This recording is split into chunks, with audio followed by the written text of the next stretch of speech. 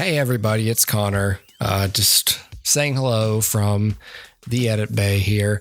There's a good chance that we're gonna have to split this episode up. So it was a long one, and we took enough twists and turns between subjects to where I don't know. We just figured we'd split it. So this first one here is going to be the review for Furiosa, and then we'll do the Kingdom of the Planet of the Apes next week. And so you can get those as two separate reviews. They don't really tie into each other that much anyways. And you won't have to skip timecode or whatever if you only want to hear about one of them. So it's almost coming up on timecode time. So enjoy the episode. Thanks.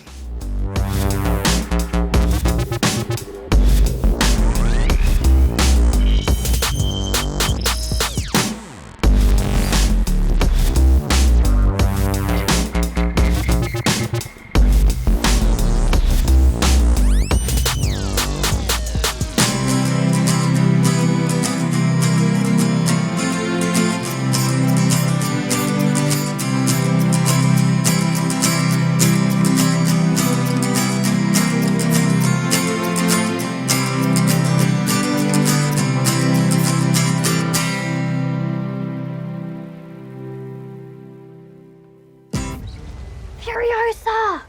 We've come too far.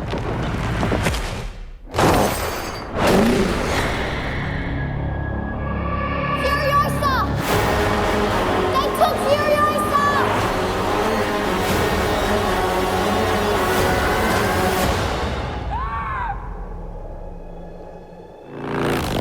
As a child, my world was forever changed. My mother was magnificent. And he took it all from me. Who do we have here? She's from a place of abundance. This is our destiny. My childhood, my mother, I want them back. I want them back!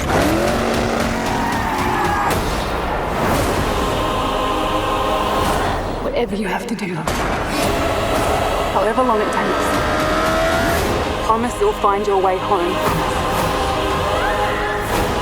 Protect the green place. It's time to take what's rightfully ours! Ready, steady, go!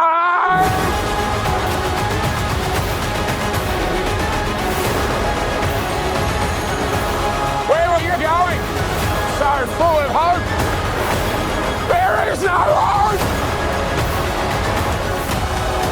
If you find him, he's mine.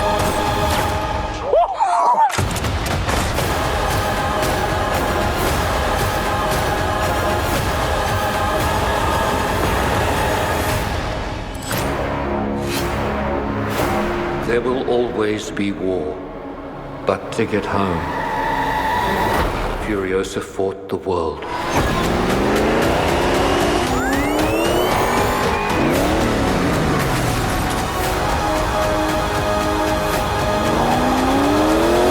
Remember me. Right off the bat, I hated the title of this, by the way. Like, it should have been a Mad Max story. Like, a saga is... Doesn't a saga refer to a collection? Yeah, a of saga works? is not one film. I don't know. I don't know. Well, I think like when it comes to like legends or something, like a saga tends to mean like a chaptered story that spans a long time. Okay. I guess. So it's. I mean, dude, like, It's a little bit of a stretch. Almost every movie's a saga then. It feels colloquially like it should have been called a Mad Max Saga film. Or just like a film from the Mad Max Saga. Like, or just a Mad Max story. Or a Wasteland or just story. don't say that. Like, why? Is Mad Max really a strong enough name for name recognition? Or is Furiosa a weak enough one? Is anyone going to go, Furiosa, who's that? Which Furiosa is that? I truly think that execs was like, you're not going to put Mad Max in the title? And he was like, well, you know, he's not in it. we have to put Mad Max in the title. But like, I'm like, that's literally all it came down but to. like the Road Warrior is the title of the first film, right? And then No, the Road Warrior is the second film. That is the American name for the second film because the first one didn't have a lot of traction here, so they marketed it as its own thing. Mm-hmm. Ah, okay. See, so Mad Max 2 was only ever officially called Mad Max 2. Oh, got it. So I've never seen any of the Mel Gibson Mad Max films. What? Really? I've never seen any. I own the first one, but I've never seen it. And but I've seen Fury Road. Super interesting. Yeah, but I've never seen any of the Mel Gibson ones. Well, thankfully you've seen the two of the better ones. Then Sure. I don't dislike the first one, but if you were to watch the first one, you'd be like, "The fuck What? is this?" Yeah, Like, sure. the world is so much different and stuff, which I honestly is an interesting thing about the Mad Max films. But the second one is worth your time. It's basically a very similar vibe as Furiosa and Fury Road, but like with a budget and being of the 80s, very much so. Sure. Like, Yeah. And how does Beyond Thunderdome fit into all of this? Is it? So I've never seen that one in full. I've never seen Beyond Thunderdome. Okay. I've only ever seen the Master Blaster fight. Up to that point, and then it becomes something different. And I was either at a friend's house and we just decided to do something different or something, but I've just never seen the end of that film. I've always loved that title, Beyond Thunderdome. I don't know what it means, but it sounds epic. That sounds dope. It was the name for like a geodesic dome that they fought under. Like it was where conflicts or prisoners were put to like a 1 or 2 men enter, one leaves. Yeah, or it was a gladiator arena. Okay. Yeah, a Coliseum. Okay. Sure. Got it. Yeah. Well, it sounds dope. I mean, these two films, Fury Road and Furiosa, are probably, I was telling one of you, maybe it was John, but like probably the best realization of what George Miller wanted.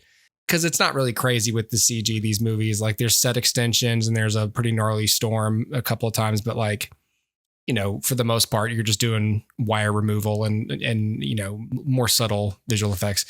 Anyways, yeah, so this is the new Mad Max Saga film, co-written and directed again by George Miller, who has directed all of these, I believe, even Thunderdome, I think. And also Happy Feet, if you forgot about that. And 3,000 Years of Longing. What is it called? Ooh. Good question. There's the Tilda Swinton and I saw it. It was actually pretty good. Okay. Oh, he's a good filmmaker. He's just not very specific with his genre. And Happy Feet too. Anyway, yeah. So if you're listening, you probably know what this is. This is a prequel, really, to Fury Road. Also, kind of a spinoff, an origin story of the massively popular character Furiosa from Fury Road. Although I think everyone's summation of Fury Road at the time was like, it's not really a Mad Max story. He's somewhat of a passive participant in someone else's plot. Like he stumbles across, like he hardly influences the plot other than being somebody with weapons that helps Furiosa accomplish her goals, and you know, helps, you know, convinces them to you know, change their goal at the midpoint, right? But Fury Road is basically Furiosa's story. So because, and the reason I even mention that is because I feel like some people are treating this with the wokeness and the give me a break. The Mary Sue argument again, because it's a woman. But we can't do this every time there's a female protagonist in an action. They can. just watch them. But like, to me, like these new films, at least there's a compelling argument to be made that they were always about Furiosa, and now they're like securely about Furiosa. So I feel like that argument goes right out the window with, okay, cool, you're just not on board with the intent of these, and great. But yeah, so this film takes place basically from her childhood through ostensibly where we pick up with her in Fury Road, where she is kidnapped from her home place, the Green Place, and sort of raised and partially raised, I guess, by in one clan of people, and then traded basically to the Citadel people, led by Immortan Joe and all the War Boys, and it's a revenge story where she spends pretty much most of her life, I guess, not merely surviving, but acquiring the skills and the loyalties and the knowledge she's going to need to exact her revenge specifically against Dementus, played by Chris Hemsworth, who is the main antagonist of this movie, probably, I would say. Who is this? I don't know. He's this villain. He's just this leader of this horde of bikers, and they're literally called the Biker Horde. Great, good guess. Good guess. and as the film goes on, he's losing control of his people and going more and more batshit, and she's in a better and better position to exact that revenge. So anyway, okay, so yeah, Furiosa. I've talked enough. I'll give my actual thoughts in a second. Dustin. Yeah. You saw this most recently. I saw this yesterday. Yeah. Yeah. I saw it on Sunday. Okay, cool. Yeah. Okay. What'd you think? Yeah, I dug it. Like, I think Fury Road was good. I didn't love it like everybody else loved it, but I think it's really good. I think this is better, in my opinion. And I'll give you a couple of reasons. Like, for me, Fury Road always felt a little bit like a student film. And what I mean by that is, like, we all know those kids that we were in film school with that, like, had this huge epic story that they had written. And, like, for their thesis, they're like, well, I'm just going to give you like a 10-minute segment of it. And so you watch this short and you're like, this means nothing to me because I don't have the proper context. And I don't know what came before. I don't know what's coming after. It's just like a 10-minute chunk of this larger thing. And that's how Fury Road always felt to me. And I always chalk that up to not having seen the 3 previous films, that I just don't have the context and, I don't understand all the things. But what this film kind of proved to me is that, just like you said, Fury Road is kind of Furiosa's story. It's as if George Miller created this whole entire world with both stories in mind. And now this is like his, hey, everybody, look at all of the actual legwork I did as a writer, fleshing all this stuff out. And I'm going to give him the benefit of the doubt and assume that he had thought all of this out prior to writing Fury Road. And he had, like, figured out where Furiosa was from, and maybe not all the specifics, but the broad strokes of her being from the Green Place and then being, kind of like captured and traded and all of these things, and how she got connected with Immortan Joe. And then, but she wasn't loyal to him. And, like, all of these things were sort of thought about, I'm assuming, in George Miller's mind, and they informed how he was writing the character. And yet we didn't get any of that in Fury Road. And so I assume that this is like his, like, hey, everybody, this is my proof that I put in all this legwork into who this character was way back when.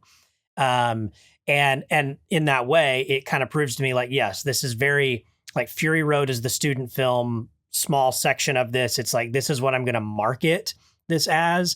But really, there's, like, this big thing. And if this does well, then I'll expand it and give you the rest of what I'm thinking. But for now, like, this is the most marketable section of the story. And so I'm going to put Fury Road out as this marketable section and hope for the best.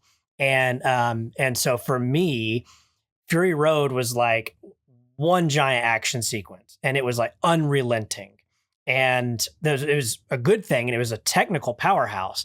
But it also had the feeling a little bit of like watching your toddler slam his Hot Wheels together for 2 hours. And, like, it's very inventive and it's very well done. And you've got a really smart toddler. But at the end of the day, it's still a toddler smashing his Hot Wheels together. And this is like, let's slow it down and let's make, like, a movie with scenes and with character arc and with things that are slow and things that are fast. and we're going to allow these action sequences. Like there's an action sequence midway through this film that seems like it goes on for quite a while, but it's so good because what we've seen leading up to it is a lot of slow character work. And to me, that makes this film better because it has more tones to it. Like we're seeing the slow and we're seeing the fast, and we're seeing the frenetic, and we're also seeing these quiet moments where our characters get to just kind of interact with one another. And we're seeing Furiosa not just as this, Terminator type character, but rather like we're breaking her apart and seeing her as a frail child. I wouldn't even say frail. She's always a fighter, but like as a child, right? A feeble child. And then moving on through into adolescence and how she grows into the Furiosa we know. That to me is a way more interesting story than just let's get these women from point A to point B and then go back to point A and take over. And while I think Fury Road was a little weak in the story department, what I think it really is great about is that story. Like it's giving us all of that stuff, but then it retroactively makes Fury Road better because now thinking back on Fury Road, which I watched just before I saw the film, or rewatched just before I saw the film, thinking back on Fury Road, you realize just how cathartic it is when they do go back and reclaim the Citadel. That's a huge moment now. Not that it wasn't before, but it's so much bigger now, knowing all that she has been through. And I said this originally, and I'll say this now.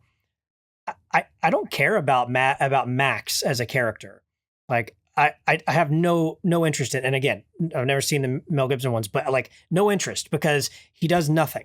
He does nothing in this movie because he's not in this movie aside from a cameo. He stands on a ridge. He stands on a ridge in one scene. That's it. Yeah. And in a pointless scene. And then in Fury Road, like you said, Hooper, he's just kind of passive. Yeah. And he helps, sure. But apart from being haunted, there's really nothing that he overcomes or learns or changes in any way.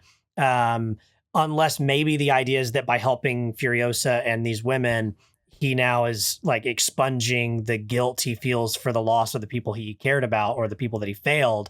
But that's not really clear. So to me, I don't care about Max at all, but like Furiosa, great character, great story, loved every bit of it.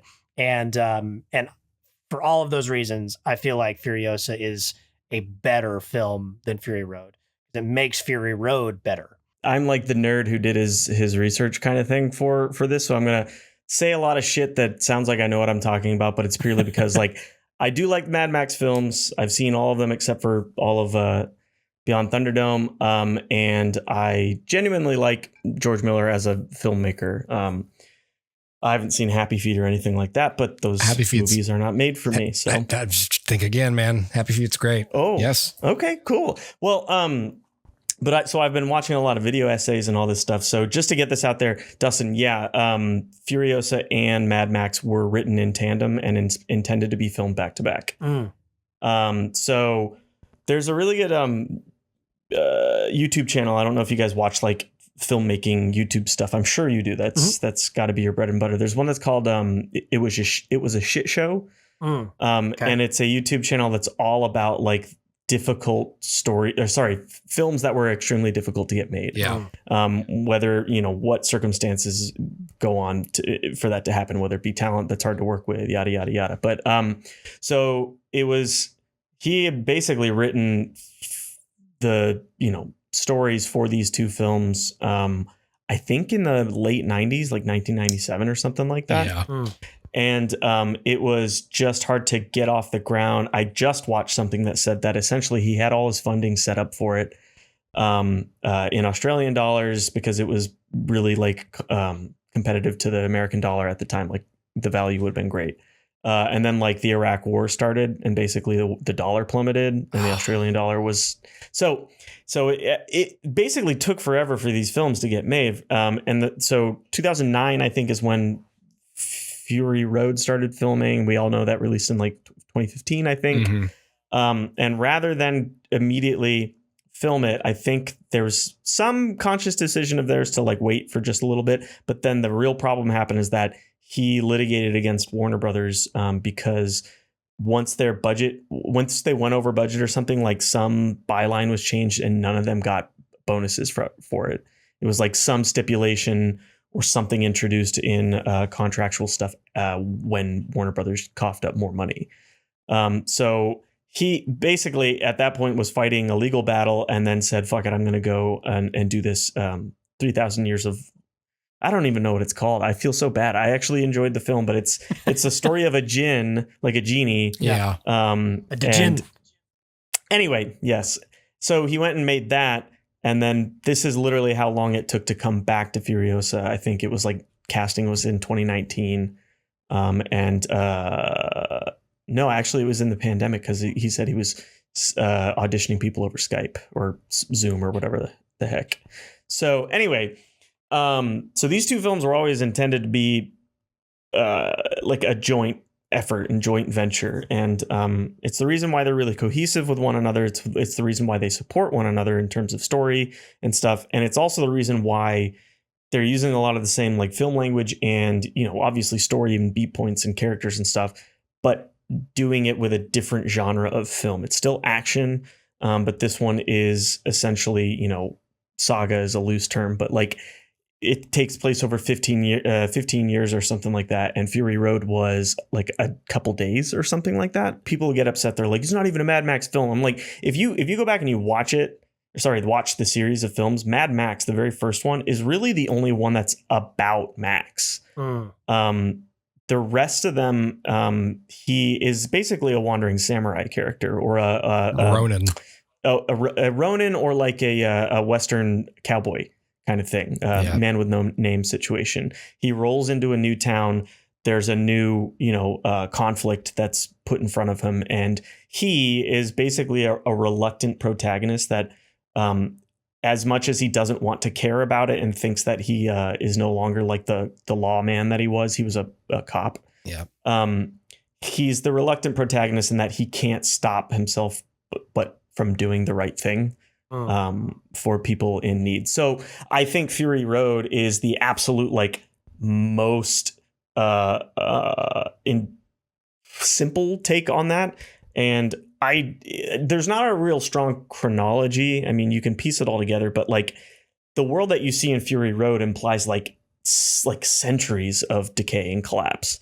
But it's like James Bond, like it started in like Cold War or whatever. And yet you're still watching Daniel Craig be like 40, 50 or something in 2024 time. So all that gets thrown out the window. Each movie is a progressively further and further into a more animalistic society. And Max is like that too. Like Fury Road starts off with him digging his heel into a double-headed lizard on the ground and then eating it because his hair is long. He is just an animal. So in Fury Road, I think, I don't know, he famously has so few lines of dialogue.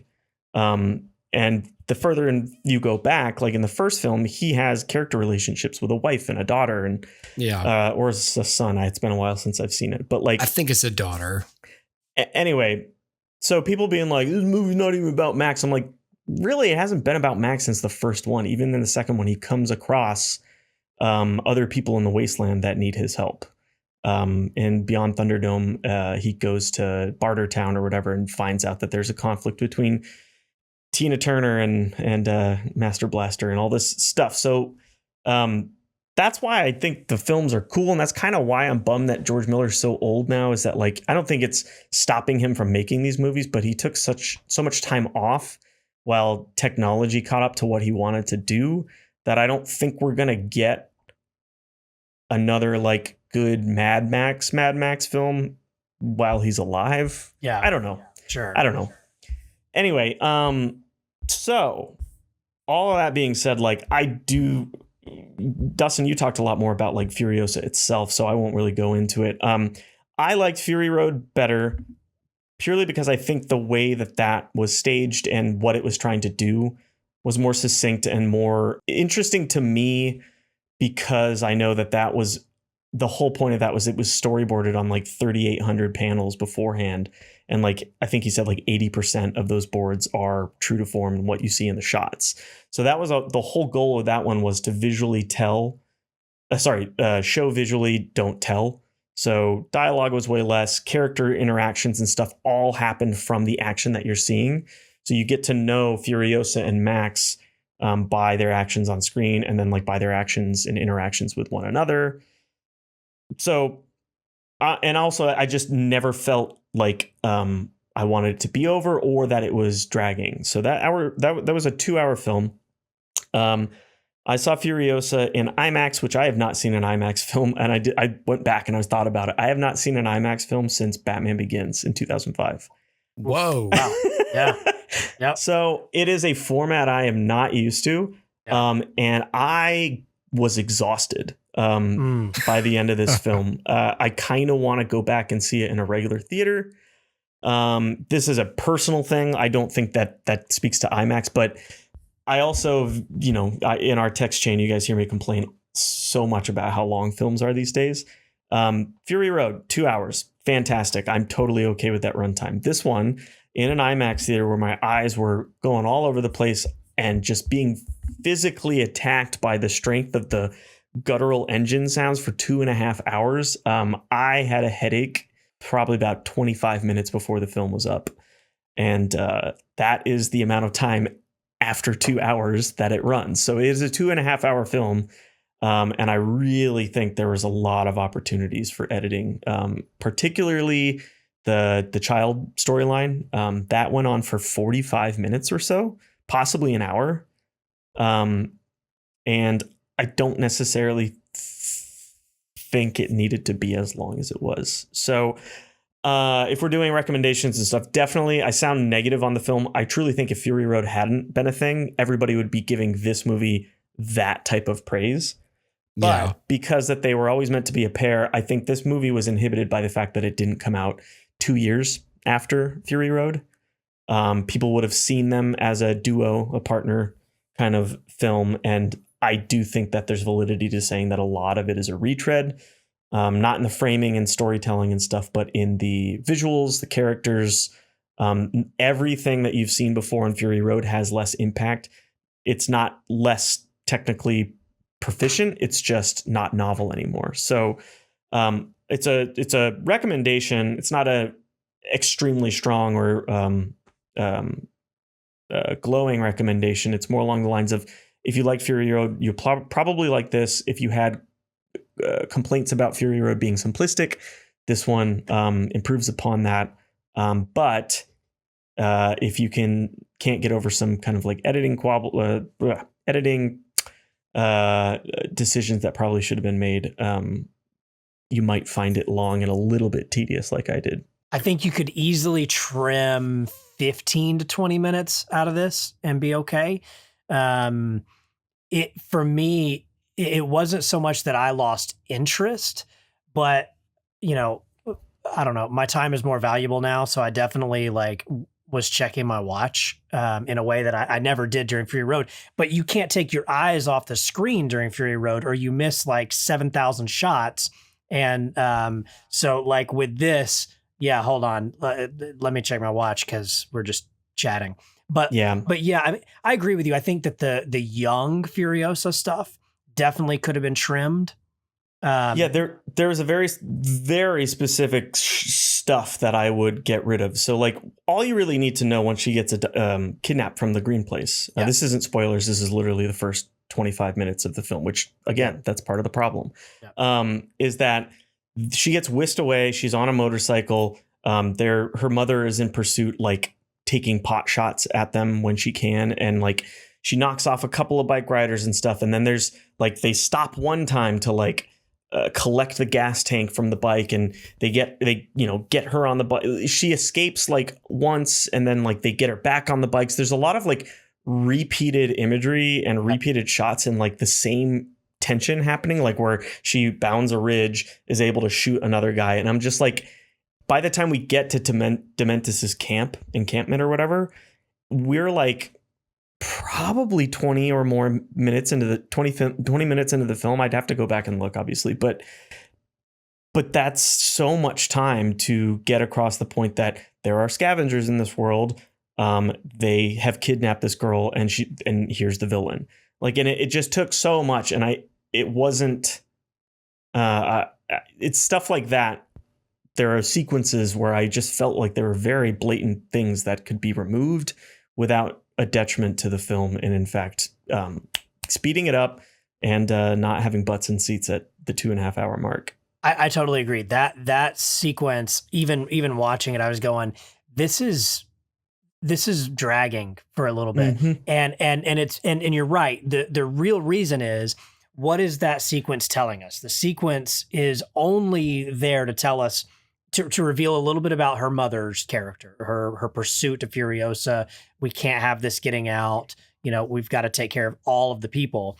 And then to show how big Dementis' crew actually is. Like, you couldn't write it where she could feasibly take on that entire village. So it had to be down to like one person by the time she gets there, and then she sneaks in and whatever. But like, the idea is, it's not telling us anything that we don't already know about Furiosa, because we've seen Fury Road, right? And it's not telling us anything about the mother that we don't get across in that very first exchange where she's sniping the first guy, stealing the bike, and then moving on. And you literally could have done that where she crosses the first ridge, shoots the first guy.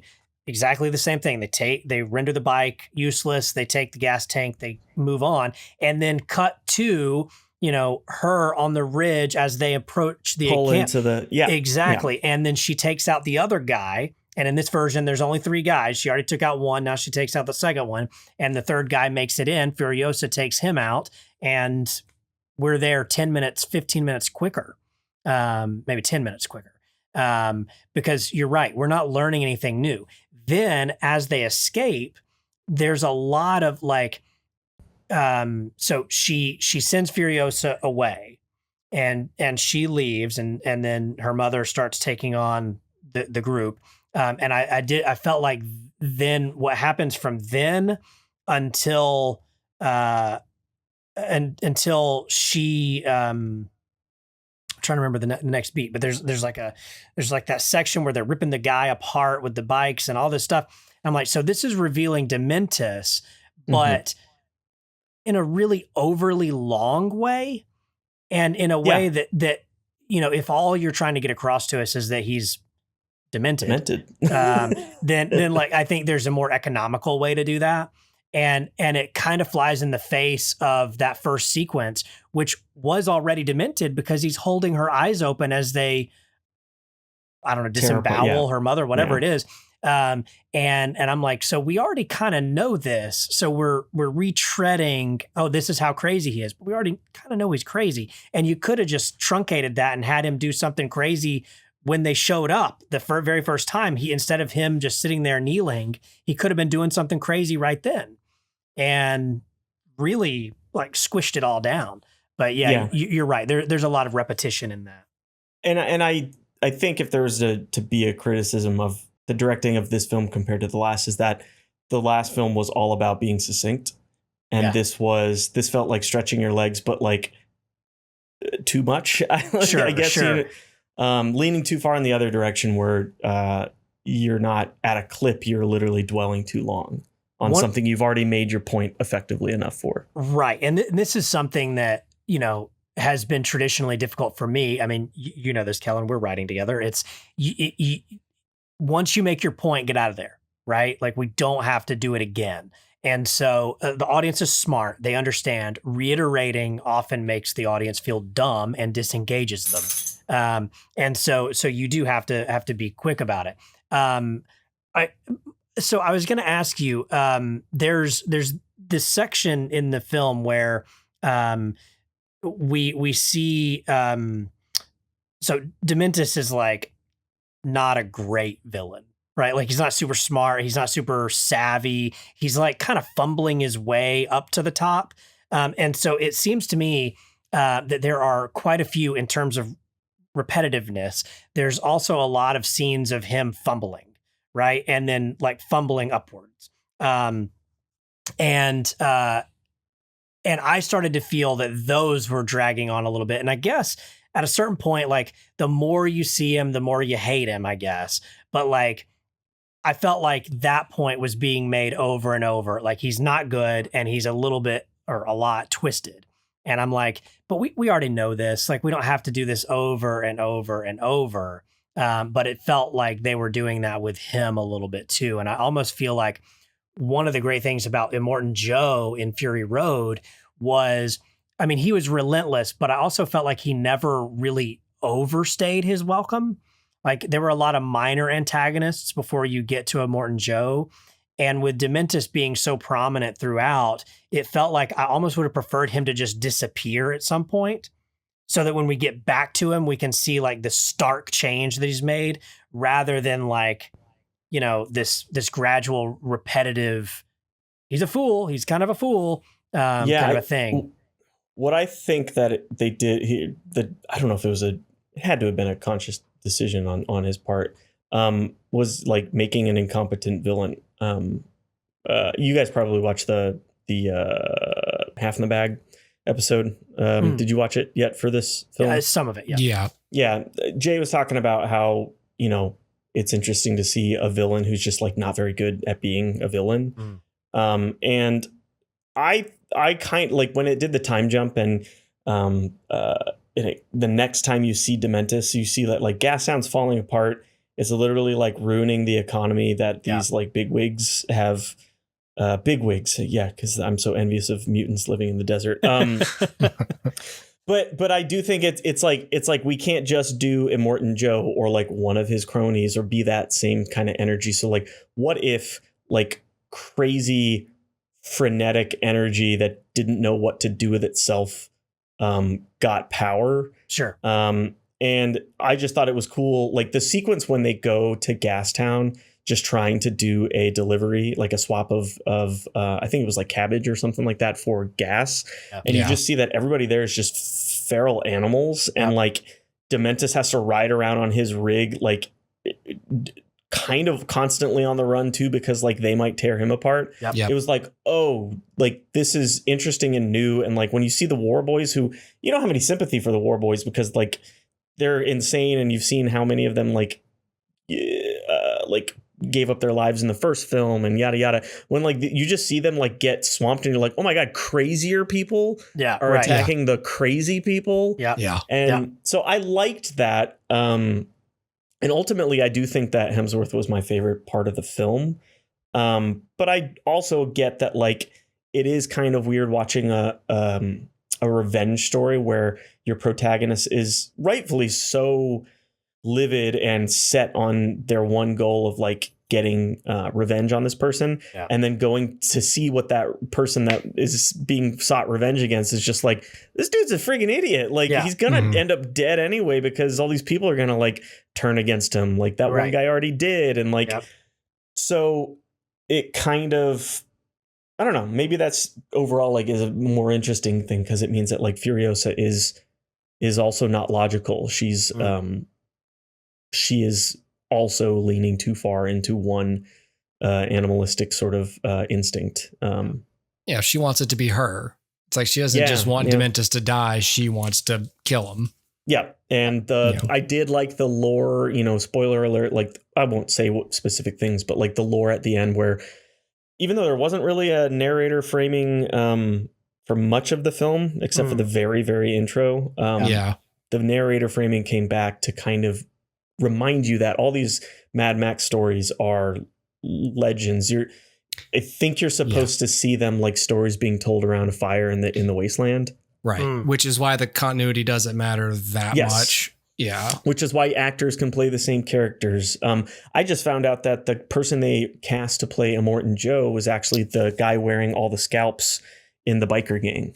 It's the same guy. So Immortan Joe was Toe Cutter from the first Mad Max film. Right. Okay. Yes. But that actor has died and he couldn't, play Immortan Joe in this film. So the guy in the biker gang, like the right hand man who was wearing just progressively more and more scalps on his head. That guy also was cast to play Immortan Joe. He's just under so much makeup and, the mask and stuff you couldn't tell. Yeah. Wow. Interesting. Anyway, so I feel like I just kind of took over somebody else's point, but the Mad Max films, I find them fascinating, even if they're not all like amazing cinema. I just think they're fascinating as far as filmmaking. I think they're fascinating too, and the only two I've seen, and it's because like it is a mainstream Hollywood blockbuster that is super weird and borders on a horror. Yeah, like you don't see horror blockbusters. You know what I mean? Like it's weird. It's an action movie. It's weird body horror, creepy. She falls into a cave of body parts with these cannibals. Like, yeah. I was just like, what's happening? What is happening? And it's like I'll make it nice for you.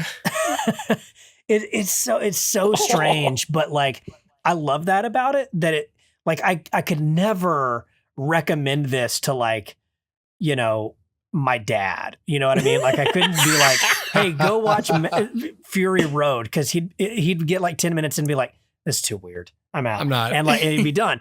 And it's like, he'd be like, Dustin, is that gentleman tweaking his own nipple? The person I was rewatching Fury Road with was like, I'm sorry, are there holes in that man's suit for his nipple clamps? Yes, there are. Yeah. Yes, and chains. Which, speaking of what happens to Hemsworth's nipples in this movie, good Lord. But they grew back just fine though. Like that's like the first thing I looked at when the time jumped. I was like, all right, how'd those nipples heal? Did they? Immaculately. I didn't even pay attention. Okay, well, there you go. But it's just so cool to see like a very unique, specific vision. Like this is, if you took any frame from any of these movies, there's no mistaking what movie it's from. Right. And like that in and of itself is great.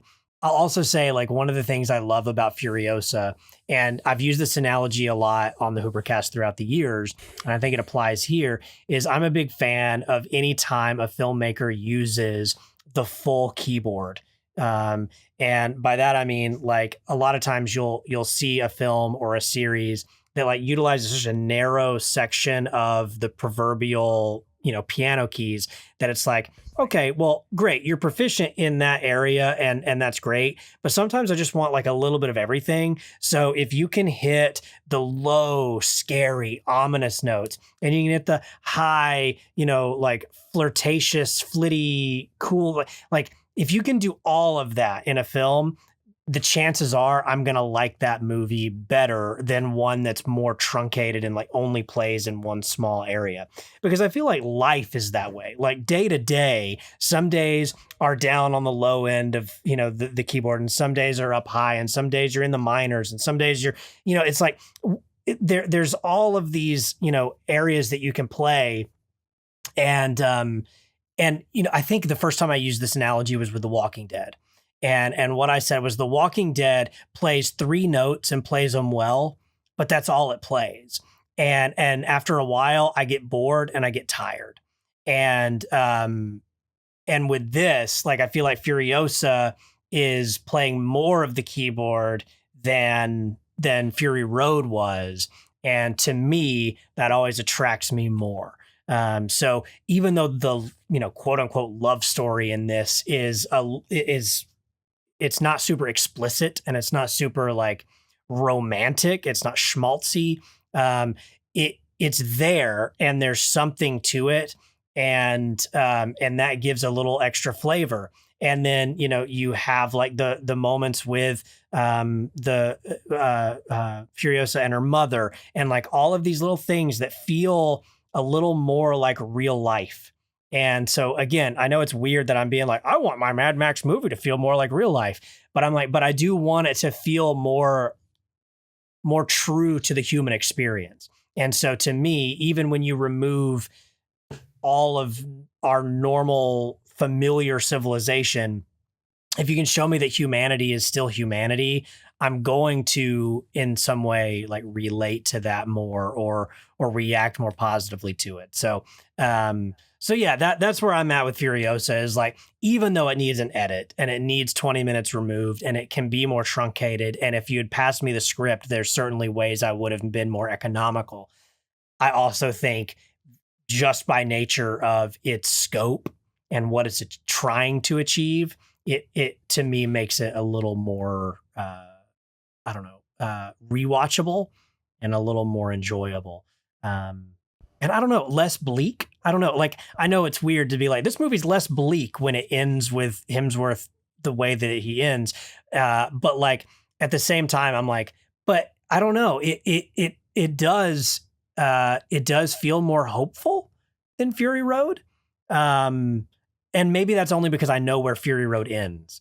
But I do feel like this, it to me felt a little more hopeful. Who knows? But there you go. I don't know. That's where I think it probably felt more hopeful because you were allowed to invest more in it. Yeah, totally. Yeah.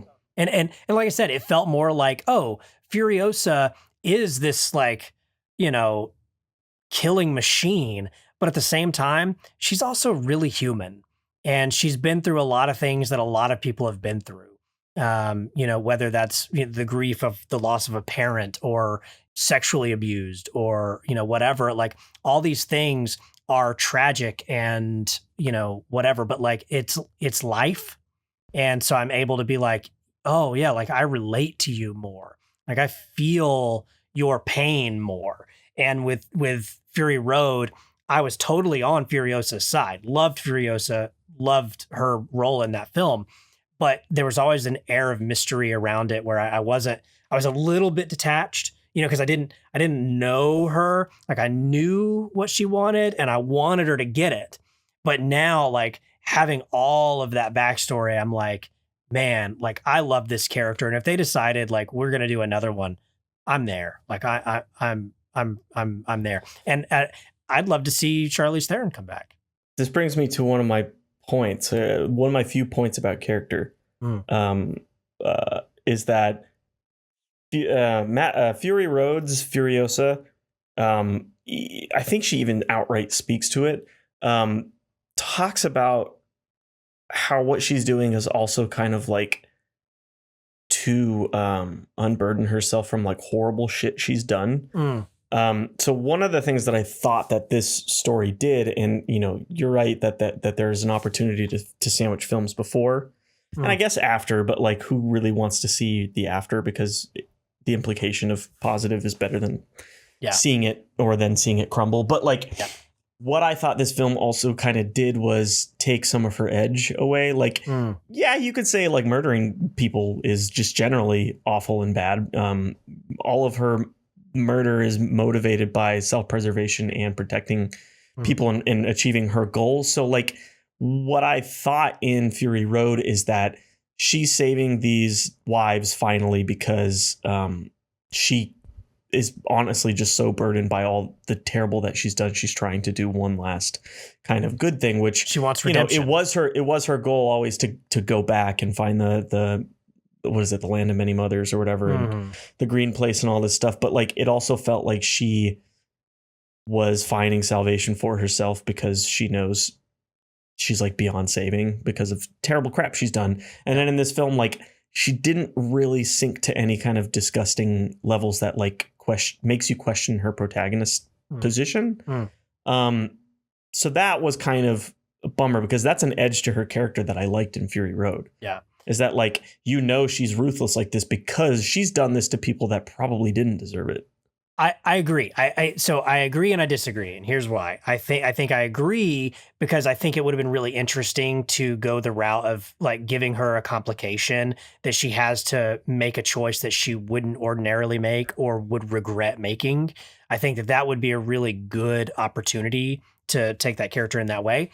But I think if then the idea is that maybe she's kind of more pure at heart than we think she is. This is me playing devil's advocate.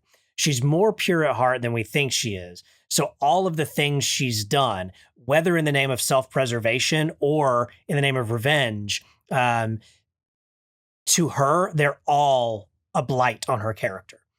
So even if I'm killing somebody to save somebody or to save myself, that is a blight. It weighs on her as if it was, as if it was, cold calculated murder. And so I think if I were to play devil's advocate, maybe that's where George Miller's head is at, is that she wants to be more pure. Like she holds herself to a high moral standard that she herself can never meet because she's done things. Now, and then it's also possible that the thing that she's referring to most is the biggest regret, maybe just straight up killing Chris Hemsworth or sorry, spoiler alert, or, you know, putting a tree in his groin. But like whatever it is, perhaps that is a regret that she has, that I didn't handle that well. You know, it didn't bring me the peace that I wanted it to, you know, whatever. But there isn't anything in this film to suggest that. That's me putting that out there, not reading it from the work itself. It's yeah, I don't know. I think I would have to err on the side of like George Miller's looking at it as anything she's done, any killing she's done, no matter what the reason behind it, is a blight on her character, and she regrets it. Yeah, and the implication is between this film and Fury Road is that she then goes on and works for years and years for Immortan Joe, who none of his motivations are noble in any kind of way, shape, or form. So I think I'm probably overthinking it and causing you to overthink it. But sure. But the fact that we're interested in this character does mean that after 2 films, she is an established, like, really good character in the action genre. Well, and maybe that is the answer. Like maybe the answer is between the time that she looked like Anya Taylor-Joy and she looked like Charlize Theron, there's, you know, she in this film, she goes to the wives and brings them fruit, and then the next thing you see is her loading them up in the rig for Fury Road. There's presumably some years in between that in which she's cozying up to Immortan Joe to earn his trust. And during that time, she's probably doing a lot of things that she has issue with. But again, I'm not reading that from the film. I'm putting that on the film. And so I think the film could be a better, like, could be done better in that regard, sure. And I would agree, because at that point we're in the land of like exegesis versus eisegesis. Like, what am I reading into the film versus what am I reading from it? And we'll leave it at that, I guess. But it is something that I think the film could have done better. I'll give you that. I think so too, because like her mom shoots a ton of guys in the pursuit of trying to rescue her, and there's never like now killing is very bad, don't ever do it, like it's sort of implied like, listen, sometimes you have to murder people, and that's just the way it goes. It's like the wasteland. Well, and that's a good point. Like maybe that's the opportunity that you take, is you have the mother say, like, we don't do this. Like this is not us. They kill, we don't kill. I'm going to have to atone for this or something. Or but then you ruin the whole thing. And then, that moment where she, mostly decapitates that dude and the mom goes, good girl. It's like, that's all ruined. Even though we are in kind of like a cynical, like nobody is a real good guy kind of world in cinema these days, which I don't actually have a problem with. I love moral gray stuff, but one of the things that I think is evident is that like everybody has their story in the wasteland as to why they're the protagonist. Like Dementus.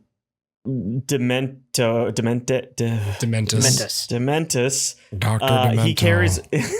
He carries around his dead child's teddy bear and stuff. So like his validation and motivation for why he does what he does is that again, I'm letting stuff that I watched like seep into my subconscious as I'm talking, but like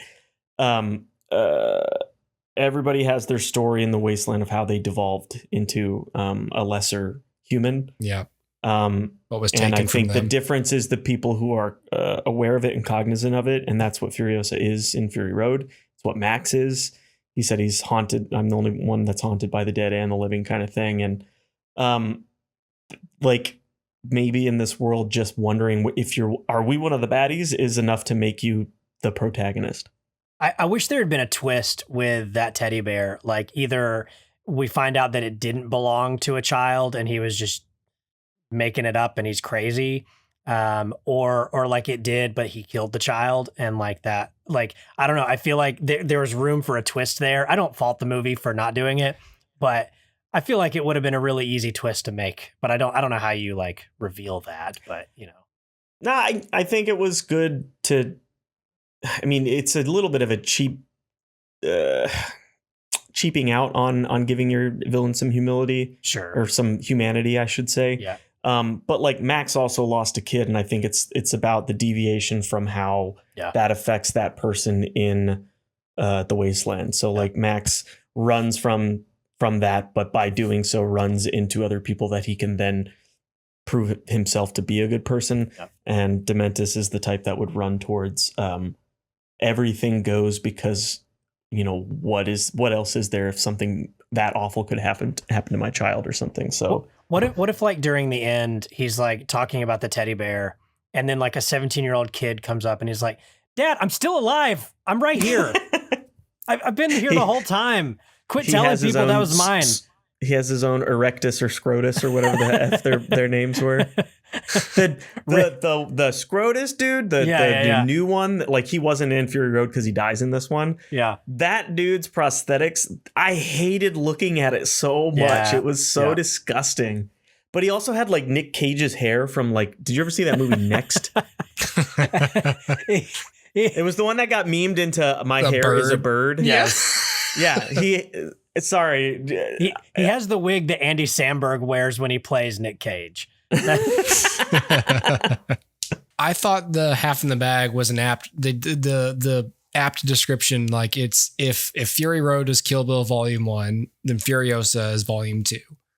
You know, and my addition to that is if Fury Road is Infinity War, Furiosa is sort of like Endgame in a way. It's more character driven and slow and deliberate. Although like they're sort of apples and oranges, I guess, but like I would almost watch Furiosa first if I were to rewatch these, because it gives more meaning to Fury Road, and Fury Road to me is more satisfying to watch, just because if I'm watching an action film in the desert, I kind of just want a relentless 2-day chase scene. Yeah, because the visuals of the world around it, other than the way it was color graded and stuff, like that's not interesting. Yeah. And like all of the slower character moments or meadows of Fury Road are enriched by this film. So like most of the time when you watch movies, it's like, just watch them in the order they were released. Like don't fuck around and do this whole like whatever thing. Like just watch them in the order they were released, because that's what most audiences had to do. We just started watching the Star Wars movies. My daughter wanted to start watching them, and she's like, what order are we going to watch? And I went on a website and looked at all the things. I was like, let's just stop. It's like, we're going to watch them in the theatrical release. It's the easiest thing to do. 4, 5, 6 and stop, because there's no more Star Wars. I was about to say, you just go, there are only 3, daughter. She's not 2 years old. She knows. She knows. Don't listen to the internet. No, she knows. She put them. They're written out on a list. She made an analog list. I can't just. It's too late. The genie's out of the bottle. You know what's gonna suck? Your youngins are gonna love the prequels. It's gonna get. Oh my god, it's gonna make me so sad. Yeah, kind of. That my son dips in and out. He's already watched like the middle of all of these somehow. I don't know. Anyway. But like that's always my that's like the default recommendation. Like unless you are like a connoisseur of a series and you can look at it and you're like, okay, actually I like this order, you know. But like in general, the order it's released in. But with these two, it's like, I don't know, if you haven't seen either of them, there's nothing wrong with watching Furiosa first. There's no confusion. You know, maybe like the very, very end where you're like, what's with the fruit? Who are those ladies? What are we doing? Hey, it's over. But other than that, I still like Fury Road more. Like I'd rather rewatch Fury Road of the two. But again, I could also watch them both and just, okay, well, is that Furiosa then? I'm down with that.